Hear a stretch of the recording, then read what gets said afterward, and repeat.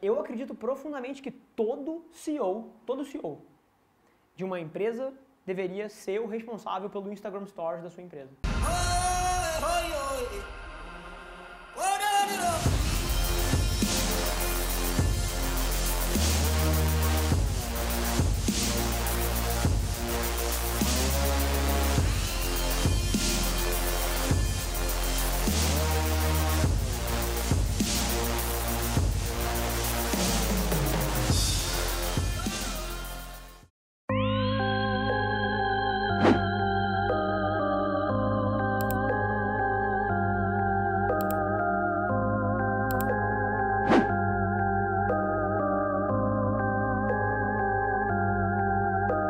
I've been drinking, I'm driving while texting and speeding. I swear that I ain't going home. You hold my phone and won't leave me alone. I'm blank, sleep, blank, coke and Patron. I'm on coke and Patron, coke and Patron, coke and Patron, coke and Patron, coke and Patron, coke and Patron. I've been drinking, I'm driving while texting and speeding. I swear that I ain't going home. If you hold my phone and won't leave me alone, I'm blank, sleep, blank, coke and Patron. I'm on that coke and Patron, coke and Patron, coke and Patron, coke and Patron. Então vamos lá.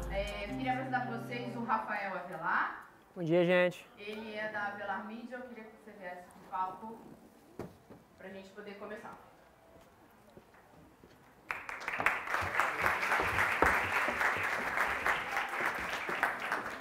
Ele é da Avelar Mídia. Ele vai conversar com a gente sobre comunicação digital, redes sociais, toda essa coisa que vocês gostam muito. E a gente, como professor, fica extremamente chateado porque vocês ficam o tempo todo no celular, mas a gente usa isso também com vocês e alguns alunos meus acabam ficando meio revoltados de tanto que eu uso algumas ferramentas para os trabalhos, né? Érica, você usa tanto o Google Classroom, por que, Érica? Poxa, é tão chato, eu não quero. Gente, tecnologia, vocês usam o WhatsApp, Facebook, Twitter, Instagram, então a gente usa também.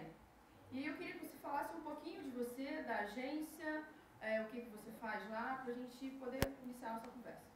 Claro, primeiro de tudo agradecer o convite da Érica e vocês aqui por estarem todos presentes. E assim, é muito interessante porque toda vez que eu estou na frente de um público, principalmente um público jovem, até postei nos stories vindo para cá, que é uma das coisas que eu mais tiro satisfação hoje em dia, é ter a oportunidade de trocar com a galera que está começando, com a galera que está, cheia de sonhos, cheia de vontade de fazer coisa, mega antenada em tudo que está acontecendo. Então, para mim, esse é um momento mega especial dentro da minha semana corrida de escritório, de reunião. Quem é que assiste novela, Big Brother ou TV aqui? Levanta a mão rapidinho. Não, sem vergonha. Sem vergonha, sem vergonha, vamos lá. Maravilha. Na hora que entra a propaganda, você assiste ou você puxa o celular? Levanta a mão aqui, quem é que assiste a propaganda com vontade de consumir aquilo ali? Zero. João, pega isso aqui, zero.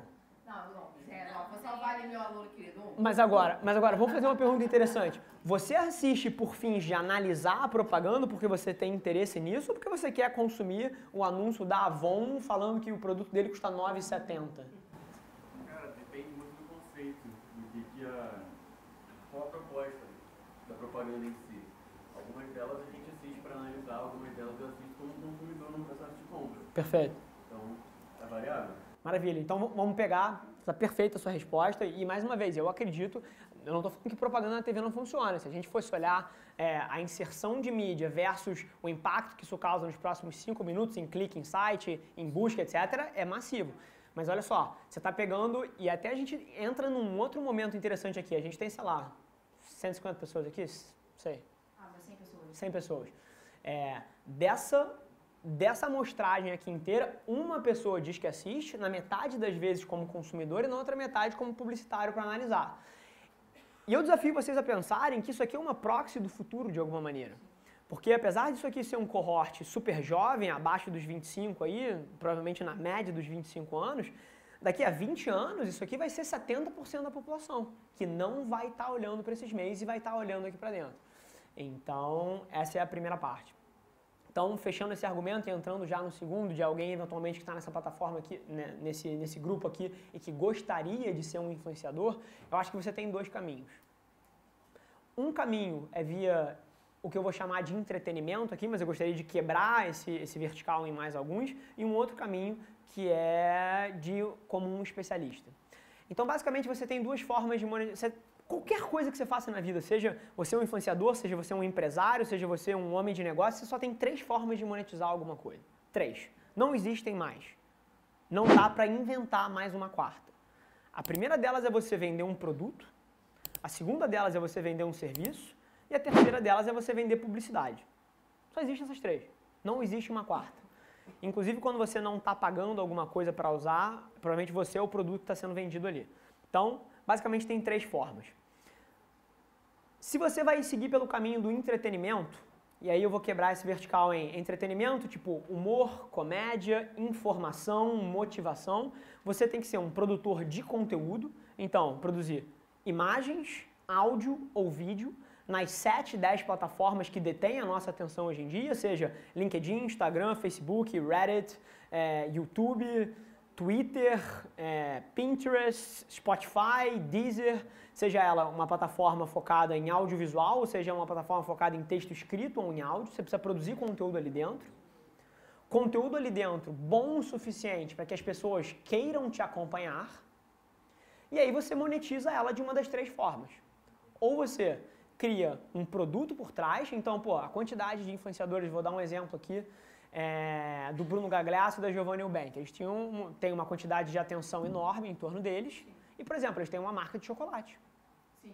Criaram um produto para monetizar a atenção que eles têm.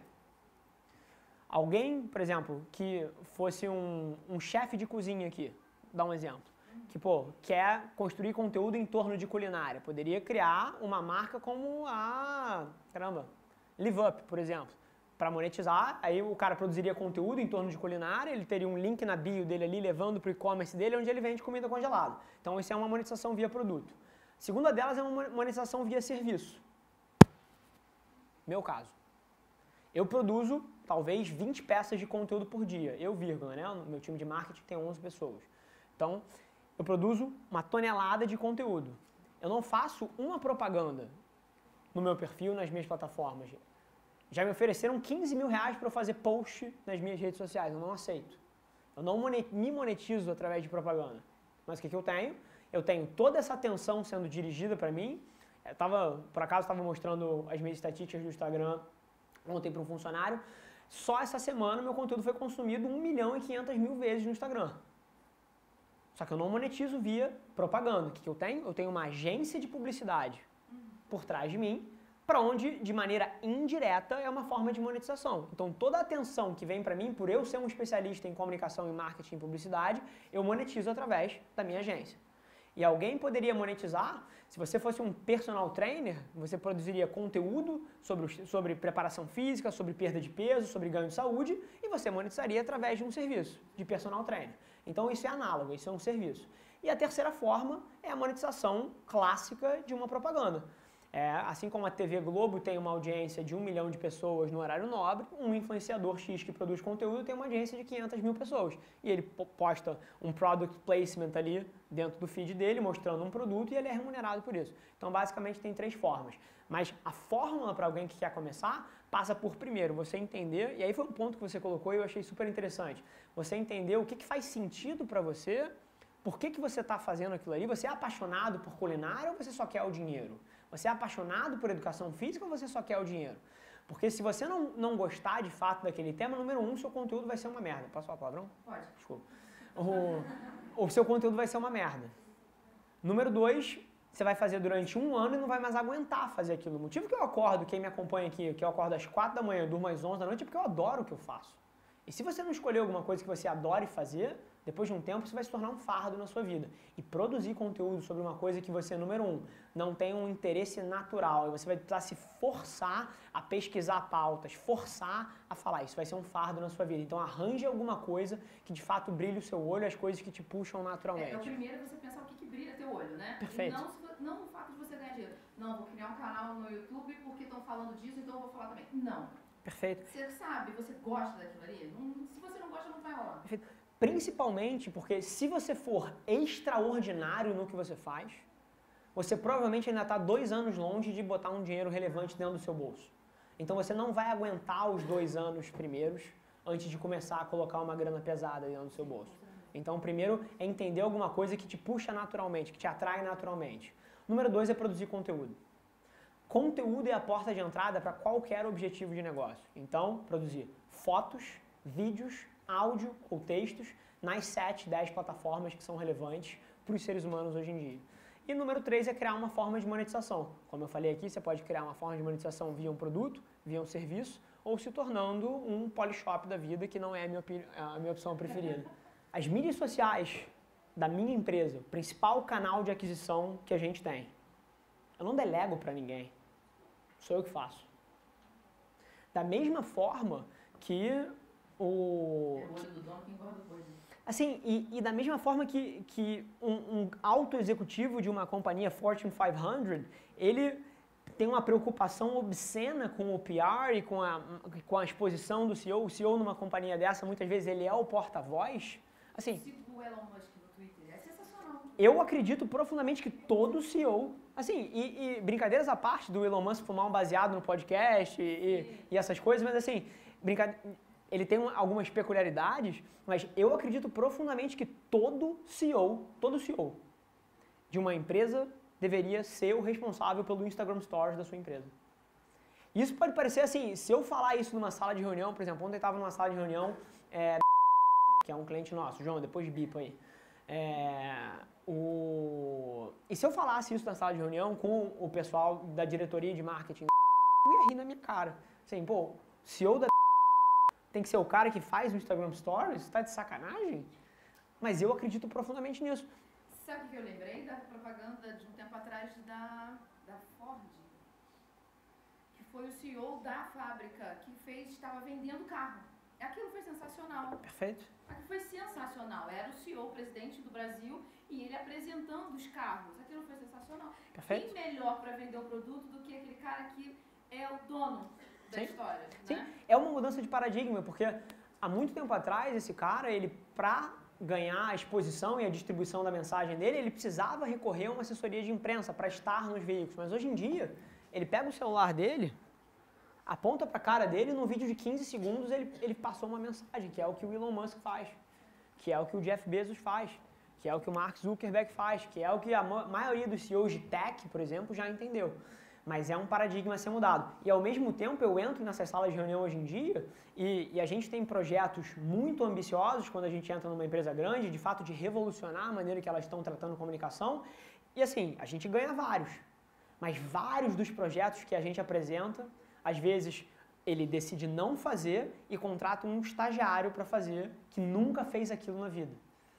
Então, tem uma desconexão clara para mim entre os executivos que acham que valorizam, porque quando andam na rua, vem todo mundo com a cara enfiada ali dentro e usam o Instagram e usam o LinkedIn, mas na hora de investir eles ainda são reticentes. Isso tem vários motivos. Número 1, e aí de volta ao seu ponto, porque é difícil aprovar. Várias das empresas têm estruturas orçamentárias assim, já enraizadas, e você, para mudar a forma que você aloca o orçamento, é extremamente difícil numa empresa grande.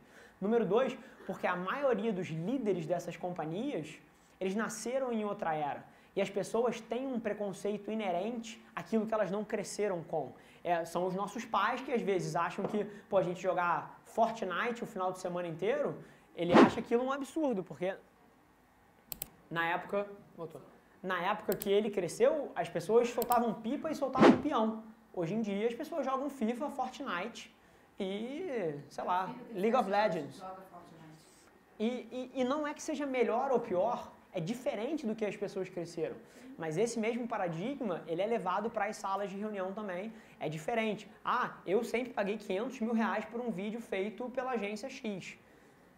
Então, parece muito alheio pegar um celular e fazer um Instagram Stories que tem o mesmo impacto do que aquele vídeo que vai, eventualmente, dentro do horário nobre de uma grande rede de televisão. Sim. Vamos lá. Perguntas, galera, perguntas.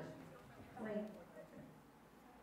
Bom, Rafael, sou professora Thelma, estou com a minha turma aqui hoje de marketing aplicado à comunicação. Thelma, você disse? Isso. Prazer. E eu queria que você falasse um pouquinho para a gente, quando a gente você falou bastante de rentabilidade, de engajamento, o que você considera que aspectos são mais relevantes que uma marca deve considerar quando ela opta ou por estar utilizando grandes influenciadores, ou quando ela opta por uma estratégia de segmentação e está pulverizando isso com micro-influenciadores? Fala um pouquinho pra gente. Perfeito. Desses aspectos. Maravilha. Só fazer uma aspas aqui, que adorei a escolha da música, porque a Melinha é a banda que um amigão meu, é um empresário, o Rafael Bramo. Aproveita. Então, Aproveita Adorei. a oportunidade, sabe assim, Deus deu a oportunidade, gente, aproveita. aí Rafa, tô ajudando na distribuição aí, ó. Como se eles precisassem, mas maravilha. Muito obrigado pela pergunta, eu acho que tem muita marca errando isso, então eu acho que é um tema extremamente relevante. E toda vez que a gente tem uma pergunta complexa como essa, assim, pô, o que uma marca deveria fazer? É um pouco prepotente a gente achar que é uma resposta só, então eu acho que tem alguns cenários diferentes. Então, eu acho que tudo sempre parte de 2 princípios. Número 1, qual é o objetivo dessa marca? E número 2, uma premissa que permeia qualquer objetivo de publicidade, que é quanto você está pagando pelaquilo. Toda campanha publicitária, toda divulgação de uma comunicação deveria ser analisada pela ótica de quanto de atenção você está comprando e por conta disso, quanto você está pagando por essa atenção. Então, esse é o objetivo. Quando você coloca uma propaganda num jornal, você está comprando atenção. Quanto de atenção a qual preço? Essa é a métrica que todo mundo deveria estar otimizando. Então, primeira coisa é deixar claro que o preço importa. Então não é só você ter o objetivo correto com o influenciador correto. Se você pagar o preço errado, essa campanha é um fracasso. Porque você está pagando demais pelaquela mensagem. Então, primeira coisa, vamos aqui, tendo dito isso, vamos assumir que a empresa acertou no preço. Então, dado que ela acertou no preço, vamos falar de objetivo. Quando uma empresa quer trabalhar com um influenciador, ela tem que olhar para o objetivo dela e entender se o objetivo dela é de impacto internacional, de impacto nacional, de impacto regional ou de impacto local. Esse é o primeiro ponto. Na escolha de um influenciador, você deveria estar olhando para essas 4 coisas. Se for uma campanha de impacto internacional, vamos começar das maiores para as menores. Muito provavelmente você está falando de uma marca que vai precisar de influenciadores muito grandes. Então, o único momento onde faz muito sentido para uma marca, dado que ela pagou o preço justo, ela trabalhar com influenciadores mega, influenciadores que têm milhões de seguidores, é quando o objetivo dela é o internacional ou o nacional. Porque aí você vai estar pagando, vamos dar um exemplo aqui, para uma Marina Rui Barbosa, para uma Anitta, para uma pessoa que tem um alcance nacional, e a sua marca pode monetizar isso nacionalmente. Se você tem uma operação no Rio de Janeiro e você paga um preço de distribuição CPM da Bruna Marquezine, você está queimando o seu dinheiro no Nordeste, no Sul, no Centro-Oeste e provavelmente em alguns pontos internacionais ainda, porque você só pode monetizar isso regionalmente. Onde é que eu quero chegar, né? O que eu quero atingir, onde é que essa pessoa está, onde eu vou, Perfeito. onde meu braço consegue chegar. Perfeito. Né? Então, se você tem uma marca que tem um objetivo nacional ou internacional, você deveria estar olhando para influenciadores muito grandes. Esse é o principal razão que uma marca usaria um influenciador desse. Então, ou para ativar um objetivo de branding ou um objetivo de vendas, mas nacionalmente. Esses influenciadores servem para isso. Quando você tem um objetivo regional, aí você já deveria estar olhando para influenciadores médios. Influenciadores que têm aí entre 50, 200, 300 mil seguidores. Que eles muito provavelmente vão ter 2 características diferentes. Número 1, eles vão ser nichados. Um cara que tem 250, 250 mil seguidores, provavelmente ele fala sobre um tema. Então ele é um influenciador de moda. Ele é um influenciador de empreendedorismo, ele é um influenciador de tecnologia, ele é um humorista, ele tem um nicho. E, além disso, muito provavelmente ele ainda é regional. Ele é do Rio de Janeiro. Ele é segmentadinho. Então, para uma abordagem regional, você deveria estar olhando para um influenciador que tem aí entre 50 e 250 mil, mais ou menos, fazendo uma conta de padeiro aqui. Agora, se o seu objetivo é local, esse cara também, você vai estar queimando verba com ele. Porque provavelmente você vai pagar, vamos supor, 10 mil reais, 15 mil reais para fazer uma campanha com esse cara, uma campanha bem feita, né? Não é um post de um suplemento, é uma campanha bem feita. E você vai estar queimando essa verba em lugares que você não monetiza. O seu branding em Niterói, se você só vende no Recreio dos Bandeirantes, não serve para nada. Então, nesses casos, quando você entra na segmentação local, aí você vai usar os micro-influenciadores. É aquela garota que é popular aqui na Unigra Rio. É aquele moleque que é popular, pô, em Jacarepaguá. É aquele professor que é muito popular dentro de um tema, dentro de uma região. Então, aí você vai estar olhando para as pessoas que têm entre 1.000 e 15.000, 20.000 seguidores mais ou menos. Essas pessoas vão ter um impacto muito local. Então, resumindo o framework, se você quer ter uma abordagem local, você vai usar os micro-influenciadores. Eles muito provavelmente são não só extremamente geolocalizados, como eles também têm um tema. Os influenciadores médios, que eu chamo de emergente, porque a maioria deles está crescendo, eles provavelmente são para uma abordagem regional, Sudeste, Rio de Janeiro, São Paulo, Nordeste, e em cima de um tema específico. E se você tem uma campanha nacional, aí você deveria estar olhando para os maiores. Qualquer coisa diferente disso, a marca vai saber que ela está queimando verba onde ela não está monetizando. É a mesma coisa, você tem uma empresa que é local e ela resolve comprar um espaço, só um tempo atrás, né? Não tem problema não, até agora. Compra um espaço no intervalo do programa lá na Maria Braga, que é nacional. Perfeito. Eu estou jogando dinheiro fora. Perfeito. Está indo pro ralo.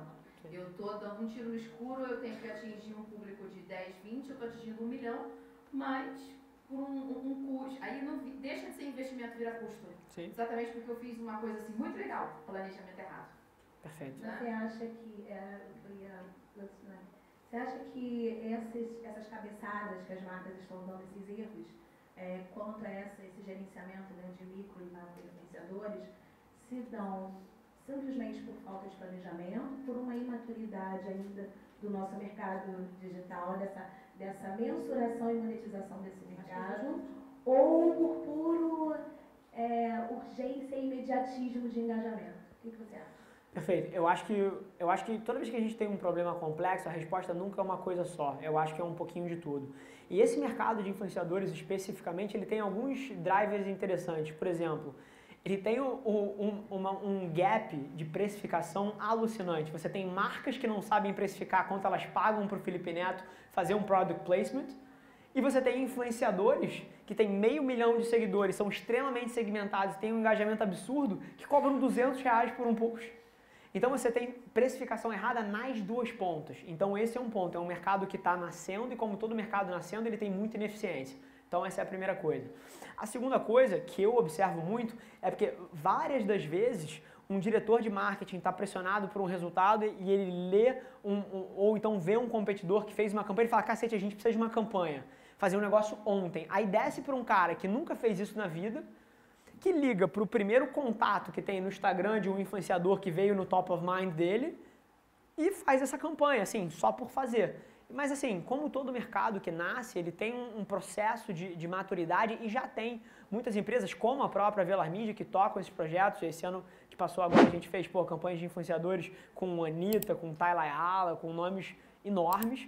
E assim como a Velar Mídia, tem várias outras pessoas no mercado que sabem fazer, são poucas, mas é um mercado que está em maturidade. Então eu enxergo os dois problemas. Número um, as marcas com urgência e não sabendo fazer, mas é muito interessante também observar as arbitragens de precificação que a gente consegue. A gente rodou certas campanhas com influenciadores emergentes que, assim, eu sempre tenho o melhor interesse da marca que eu represento quando eu toco uma campanha. Mas assim, eu quase que me sentia mal pagando o que eventualmente o cara tinha me pedido. Não é que eu puxei o preço dele para baixo. Ele me pediu R$200 por uma coisa que valia eventualmente 8 mil. Ele não sabe precificar, a galera não sabe precificar. Sim. Então, eu sou professora Ana Paula, sou do jornalismo e tem uma outra pergunta para a gente pensar também. Perfeito. Esse caminho de ida e de volta, né? Então, tanto há um risco do escândalo relacionado ao influenciador digital, quanto relacionado à marca. Por exemplo, o caso da Friboi com o Tony Ramos, né? Quando ele aceita fazer uma campanha e essa marca está envolvida em algum problema, seja de corrupção, seja de escândalo de meio ambiente, etc. e tal, isso também é um prejuízo para o influenciador. Como é que o influenciador também pode se proteger disso, né? Uma vez que eu trabalho como influencer, não é só a marca me contratou e aí eu vou lá e faço, né? Perfeito. Como é que eu lido com esse acho que lidar com isso também, como é que eu vou resolver esse problema? Como é que eu resolvo Perfeito. esse problema, Para né? não Também a marca pode me trazer um problema que eu vou levar para o você era a garota propaganda dessa marca que está envolvida em uma série de escândalos, entende? Perfeito. O seu tema é extremamente relevante e eu desafio a gente a pensar que não é muito complexo de você quebrar isso em fragmentos menores para entender, porque isso acontece em vários outros cenários. Associação de marca a gente tem quando você tem um melhor amigo. O seu melhor amigo cria uma associação de marca em você. Se eu tivesse aqui do lado, sentado com a minha direita o Warren Buffett, na minha esquerda o Mark Zuckerberg, isso ia ter uma associação de marca para mim. Assim como, da maneira que ela falou, um influenciador que se associa a uma marca, é igual. Você está colocando dois nomes dentro de um espaço mental na cabeça das pessoas. Então, o que eu digo para os influenciadores é associe-se a marcas que você de fato acredita nos valores e que você tem alguma identidade, a produtos que você usa. Não tem como redear 100% do risco, porque você nunca vai ter controle de todas as variáveis e pode ter algum gestor dentro daquela empresa que é um crook, que é um mau caráter e você não tinha essa noção de fora. Mas eu acho que grande parte da proteção do influenciador está nele tratar essa transação não só como uma transação monetária, mas como uma transação autêntica dele com uma marca que ele acredita. Assim como você, quando tem um melhor amigo, ou quando traz um diretor para sua empresa, ou quando traz uma pessoa para trabalhar com você, você tem um número finito de informações para tomar aquela decisão e você tem que usar aquilo ali para fazer o seu melhor julgamento. E você não pode evitar que aquele gestor te roube ou te engane, mas você, sendo um raciocínio autêntico, pô, eu gostei de fato dele, entendi que ele tem as competências, ele tem um passado e um histórico de uma reputação de credibilidade, isso é suficiente para eu tomar a minha decisão. Se eventualmente ele me desapontar, é alguma coisa que eu tenho que lidar. Mas para um influenciador, eu acho que grande parte do risco já é mitigado se ele for autêntico na escolha das marcas que ele trabalha. Não, ele levantou primeiro aqui.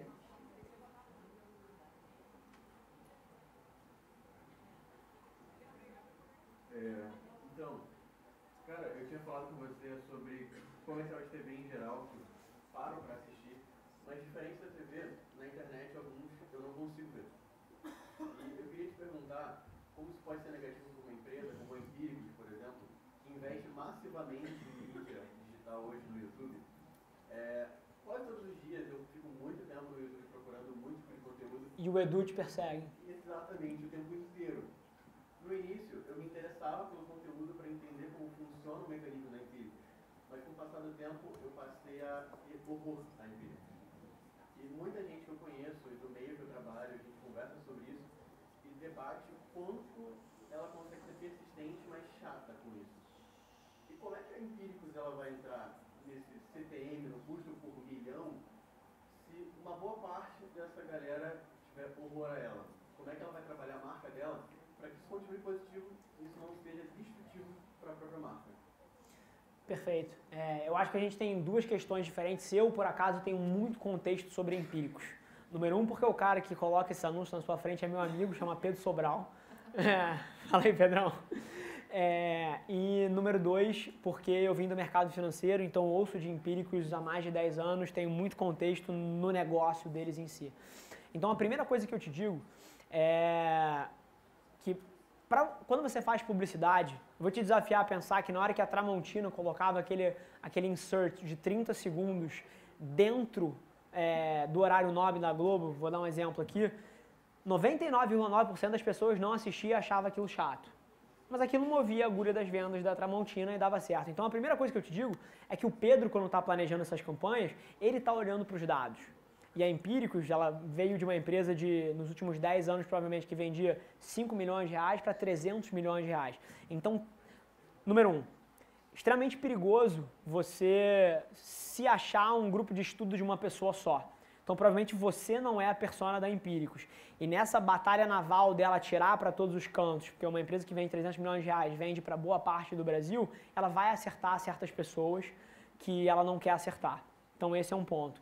No processo de marketing, você vai criar esse atrito com certas pessoas, e isso é ok. Agora, o segundo ponto que você falou é extremamente relevante, Porque uma das questões dos anúncios que a Empíricos usa é que são pre-rolls, às vezes não pulados, que estão se interrompendo o que você está tentando fazer dentro do YouTube, não é muito disso que você odeia? Você está querendo ir assistir um negócio e vem o Edu na sua frente e te toma 5 segundos ali que você não queria que ele tivesse tomado. Então, eu acho que isso é um aprendizado enorme. E na nossa experiência como agência, a gente sabe que tem certos tipos de publicidade que são mais bem vistos pelo consumidor e tem certos tipos de publicidade que são menos bem vistos. Os menos bem vistos de todos são os pre-rolls, junto com os mid-rolls não puláveis, que são aqueles de 30 segundos que você nem consegue pular. Isso é um horror, na minha visão. Você forçar a mensagem na cara da pessoa é extremamente destrutivo para a marca. Mas, então, no longo prazo, a tendência, à medida que a gente tem mais opções de escolher, é que essas opções venham por terra e que as empresas precisem aprender a produzir um conteúdo que as pessoas querem consumir. Então isso é um ponto. Mas ao mesmo tempo, eu te garanto que nesse processo de compra de mídia, você não é a persona e você está sendo chateado, mas tem 1% dessas pessoas que estão comprando, 2% dessas pessoas que estão comprando, e isso é suficiente para fazer sentido para uma empresa colocar os anúncios na frente. Agora, tem um outro quesito, porque à medida que essas pessoas compram, e aí é uma questão muito delicada sobre a Empíricos, à medida que essas pessoas compram, elas vão ter um produto. Se aquele produto é bom, ok a propaganda que atinge certas pessoas que ela não quer. Agora, se o produto é ruim, a Empíricos vai estar chateando você que não quer comprar e vai estar decepcionando o consumidor que comprou. Então eu te digo que o mix é mais ou menos o seguinte: se a empresa está trazendo conversões a um custo positivo para dentro de casa, esse é o primeiro ponto. Agora, se o que ela entrega gera valor, isso fecha a equação. Então mesmo que ela te chateie, ela está resolvendo o problema de milhões de pessoas. Então ela vai ter uma vida longa. Agora, se ela não só te chateia, mas como na hora que vende não entrega, que é um dos problemas da Empíricos, porque os relatórios delas são bastante controversos em termos de resultado, aí sim você cria um problema. Porque não tem problema você não ser um consumidor de Toddy e a propaganda do Toddy te chatear, se 1 milhão de pessoas consome Toddy. Agora, se ela te chateia e ainda por cima não entrega o que oferece, aí essa empresa está criando um problema para ela. Mas marca nenhuma precisa agradar 100% do cohort que ela está batendo. Show? Show. Pergunta. Lá atrás, Milena. Perfeito. Sim. Toda promessa, e isso inclusive é uma bandeira vermelha aqui para todos os publicitários que estão aqui, toda promessa de dinheiro falso, de dinheiro rápido, de dinheiro fácil, é mentira. Então assim, eu tenho um problema intrínseco com a Empíricos, com marketing multinível e com outras coisas que eventualmente prometem uma riqueza expressiva muito rápida. Nada que é expressivo, nada que é transformador. Você não conhece uma pessoa que tenha ficado rica ou multimilionária e não tenha ralado pra caralho. Então qualquer promessa diferente disso é alguém que está tentando te passar do ponto de compra para te dar um produto. E esse é o meu problema intrínseco com a Empíricos, porque ela dá uma promessa de dinheiro fácil. Compre a ação que subiu nos últimos meses 1.700% e se torne um milionário em 6 meses. Assim, isso é mentira. Então eu tenho um problema intrínseco com a ética do marketing da Empíricos, mas a forma que é feito funciona tanto que vende. Então são duas coisas separadas. O fato de que ela não entrega o que ela promete é um problema, mas você estressar uma base que não é a sua base de consumidor é um colateral natural de uma estratégia muito ampla. Eu gostaria de fazer, primeiramente, bom dia a todos aqui. Eu sou Kelvin Araújo, sou de jornalismo. Eu queria fazer uma pergunta muito na linha do que a Mariana falou, mas com uma abordagem um pouco diferente. Vocês acabaram de citar agora essas coisas das polêmicas, dos burburinhos, das marcas que causam esses burburinhos. E recentemente teve um caso de uma marca que fez um ensaio fotográfico sobre a tragédia de Brumadinho, sobre o que tinha acontecido. E primeiramente eles fizeram isso com a intenção, abre aspas, de homenagear a tragédia e tal, sendo que na verdade acabou glamourizando uma tragédia e tal e causou um grande burburinho. Então eu queria saber muito sobre o que você acha, sobre o que as empresas hoje, do que você desses posicionamentos sobre tragédias naturais e tal, tragédias sociais. E indo um pouco nessa linha, eu queria saber o que você acha também de posicionamentos das empresas. Muitas empresas, como a Havan, por exemplo, tem um posicionamento bastante conservador e outras têm um posicionamento completamente progressistas, a favor de causas LGBTs e tal. Eu, como eu vejo que às vezes você vê aquela propaganda que fala mais sobre aquela causa LGBT e tal, você fica, poxa, que legal, porra, vai dar representatividade, mas você também fica naquele mix de pensamento de, porra, eles estão fazendo isso para conquistar aquele público só por pink money, por interesse e tal. E eu queria um pouco que você falasse sobre essas questões. Maravilha. Mais uma vez, a sua pergunta é extraordinária e mais uma vez eu vou tentar trazer um framework muito simples para responder ela.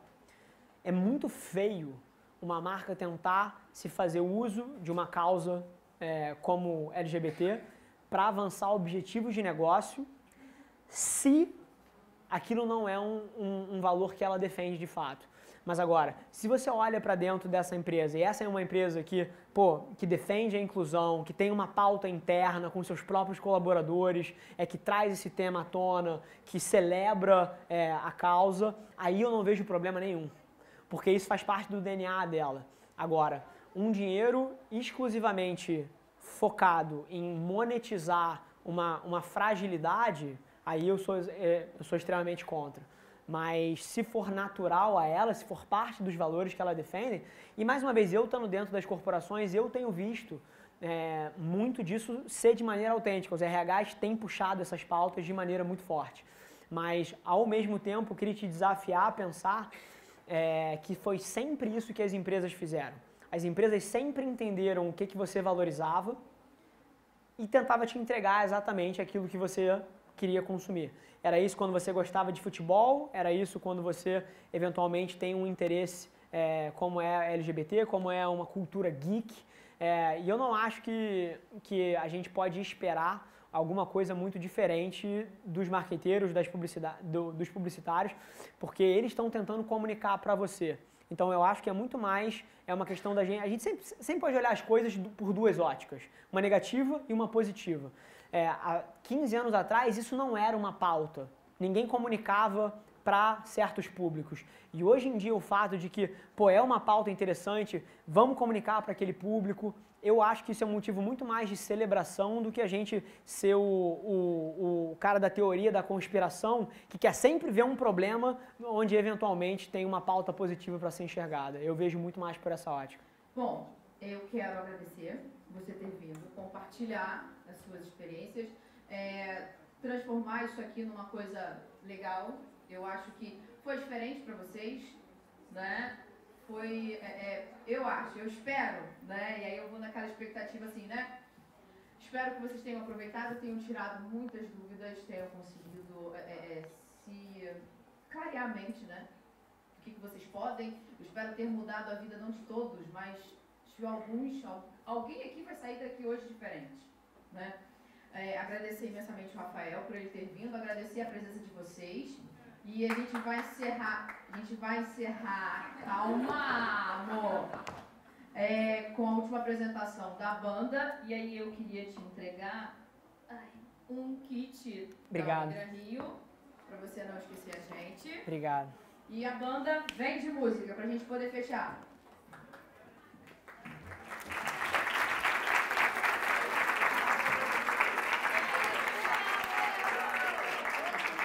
Gostaria de apresentar aqui a nossa banda, que foi improvisada em 2 dias. Nós temos no carrom, dia. É verdade. Nós temos no carrom o Jack Smith, temos na guitarra Israel Patrício e nos vocais Nayara Lins e Gabriel de Moura. Nós estamos nos 4 peixes.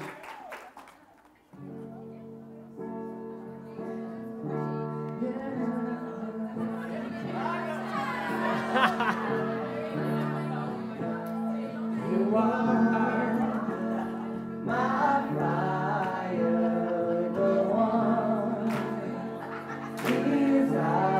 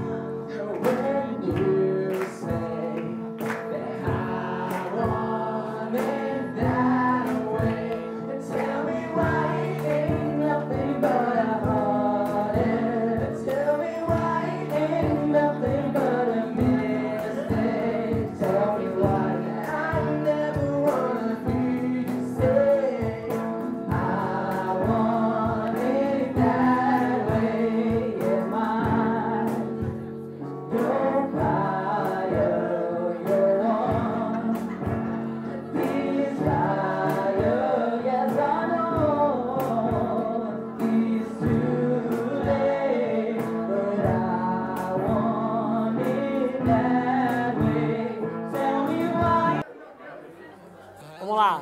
3, 2, 1.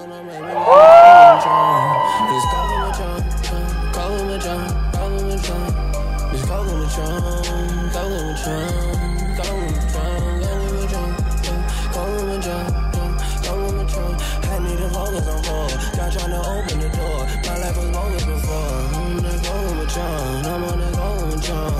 I'm drinking